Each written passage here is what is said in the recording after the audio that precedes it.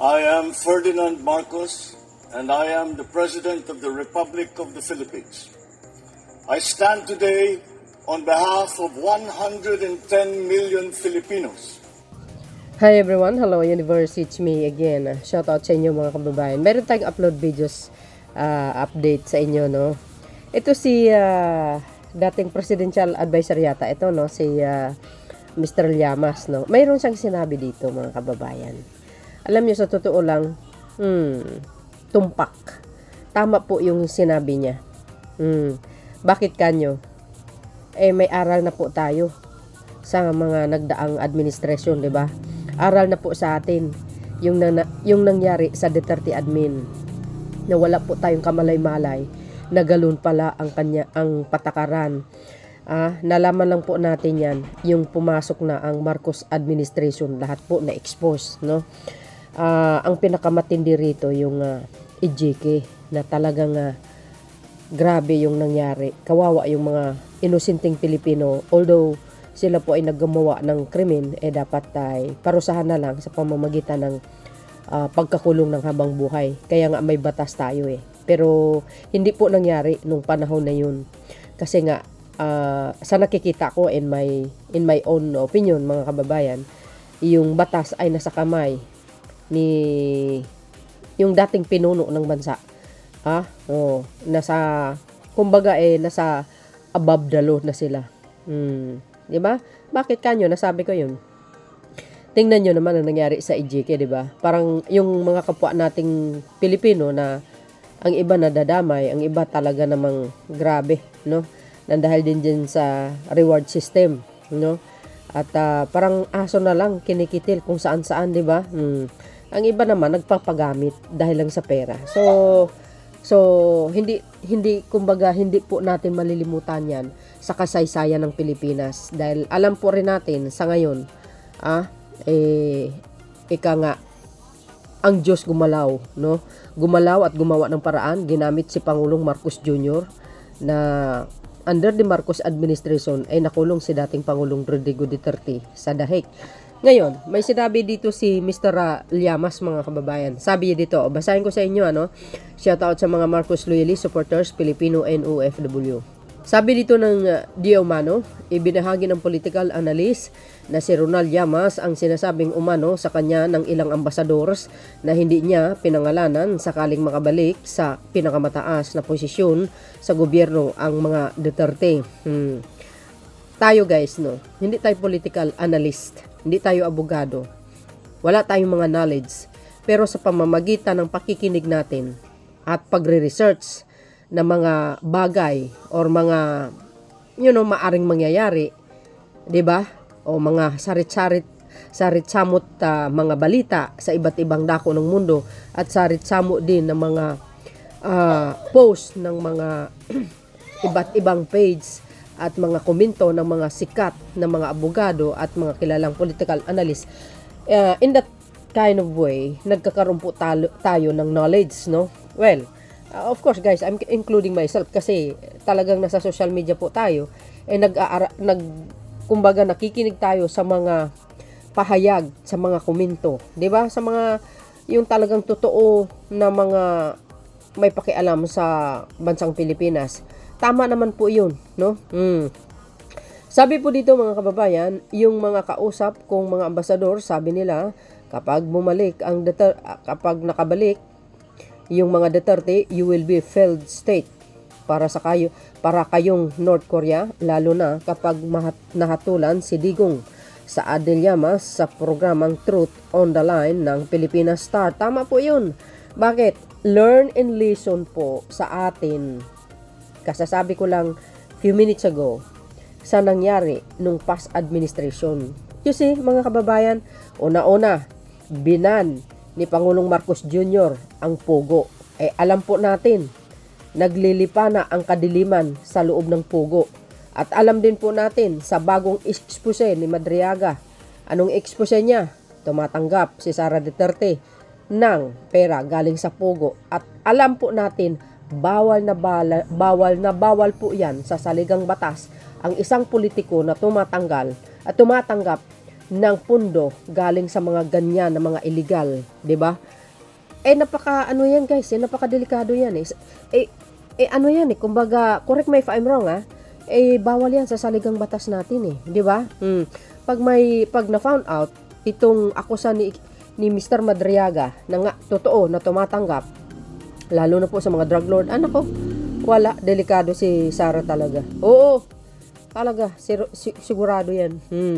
Ano man ang parusa laban sa kanya, well, tanggapin niya yun kasi kasalanan niya. Ngayon, pag nangyari yan, isisi na naman kay PBBM, abay. Huwag niyo isisi kay Pangulong Marcos Jr. sa batas. Kayo mananagot. 'Di ba? Sabi po dito, naniwala din si Llamas sa posibilidad na magkakaroon lamang ng isang kandidato na ilalaban kay Vice President Sara Duterte sa 2028. Well, ako, sa nakikita ko, I think, either si First Lady Lisa Marcos o yung kapatid na lang ni Pangulong Marcos Jr. na si Madam Irene. Kahit sabihin mo hindi natin nakikita, namuno sa isang lugar tulad ng mayor, naging mayor siya, naging congressman or governor, hindi na po kailangan yun. Why? Nako, since pa sa kanyang ama, dating Pangulong Marcos Sr., pinag-aralan na niya yun kung paano mamuno. Siyempre nakasubaybay siya. Plus, itong kapatid niya, Pangulo ng Pilipinas sa kasalukuyan. And of course, always support yan kay PBBM, si Madam Irene. At nakikita niya ang galaw ng Pangulo.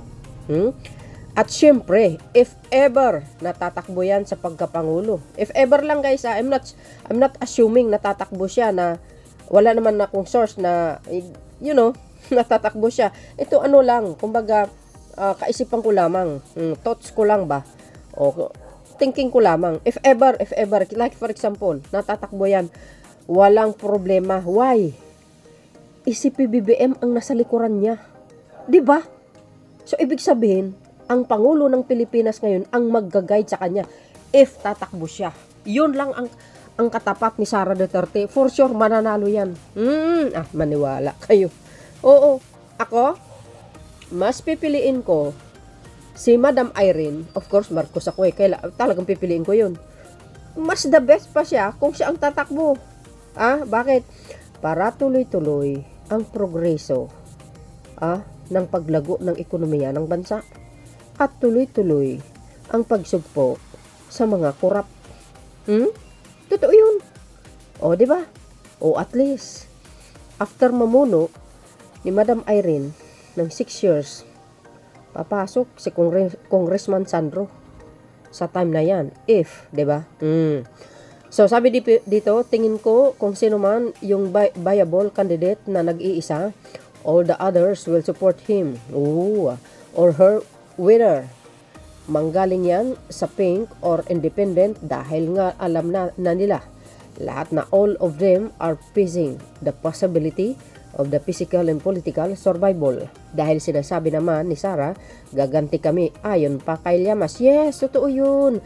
Sinasabi po nga natin, hindi po sila tatakbo for the Filipino people. Why?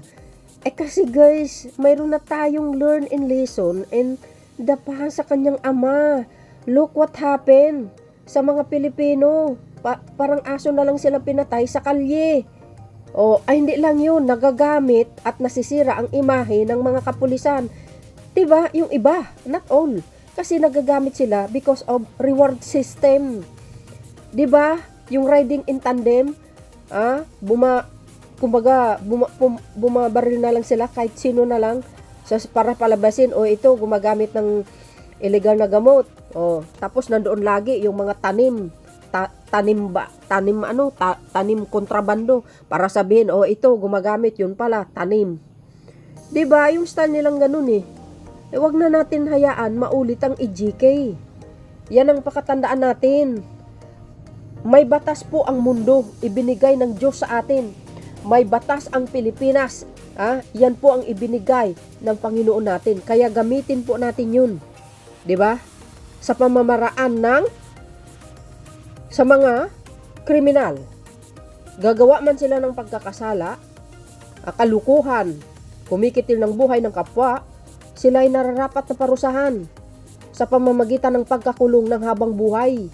Yun lang yun Pero yung patayin mo na lang sila na parang aso, hindi naman po maganda yun. Yun po ang tinatawag na above the law ka na. Nilalagay mo na ang batas sa mga kaimay mo, di ba? Correct me if I'm wrong. Hindi na maganda po yun. Tama yung sinabi ni Mr. Llamas, guys. Huwag natin hayaan. Huwag natin hayaan. So I think, sabi nila, malakas si Sara sa Mindanao. I don't think so. Yes. Sabi natin, makakuha siya ng mas lamang konti. Konti lang, mas lamang doon. O, di ba? Kasi Mindanao yun. Pero, ina-assure ko rin naman, I'm from Mindanao, not all the Mindanaos are Duterte supporters. No. You're wrong, mga people. Hindi po. Kung manalo man siya sa Mindanao, kumusta naman kaya sa NCR? Alam po natin, napaka-malaking delegation ang NCR, di ba? Useless lang po kung manalo ka sa Mindanao, kung hindi ka naman nanalo sa NCR. Paano yun? Di ba? See? Why? Kalye survey, mga kababayan, doon. Yan po ang totoong survey, ang kalye survey.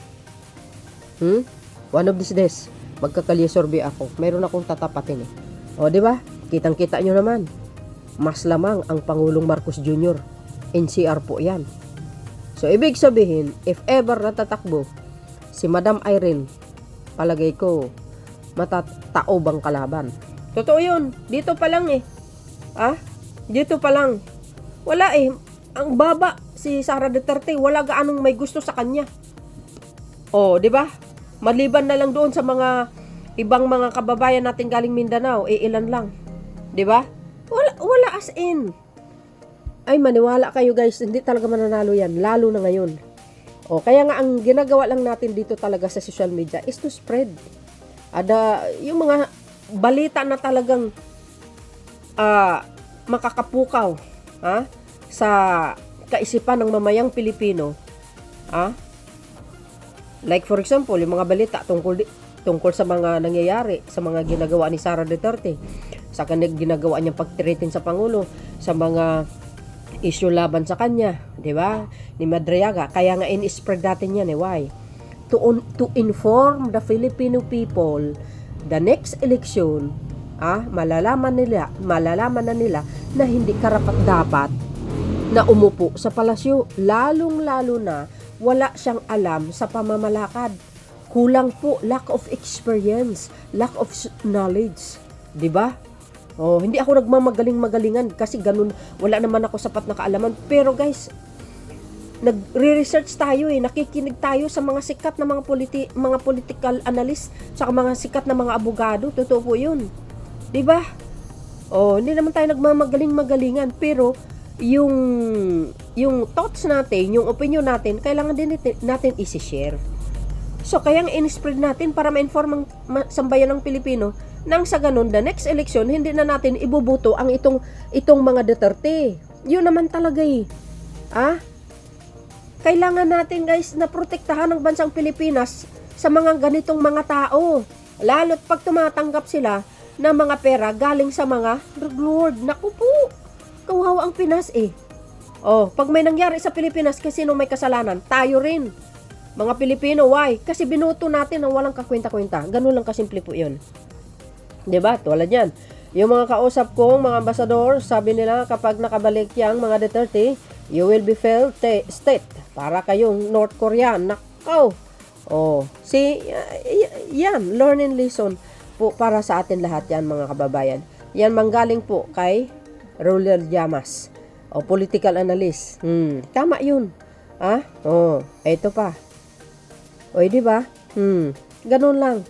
Ito warning lang sa atin. Magiging aware tayo. Ngayon pa lang, kailangan natin i-spread yung mga balita na kinasasangkutan niya nang sa ganun ma-inform lahat na hindi natin papayagan itong mga ito para mamumuno ng bansang Pilipinas. Hindi tayo papayag, protektahan natin ang bansa natin. Ganun lang po, kasimple po yan. So yun, mga kababayan, kayo na pong balang magkomento. See you again on my next upload. Bye bye bye and babus. God bless Philippines. There's more, mga kababayan.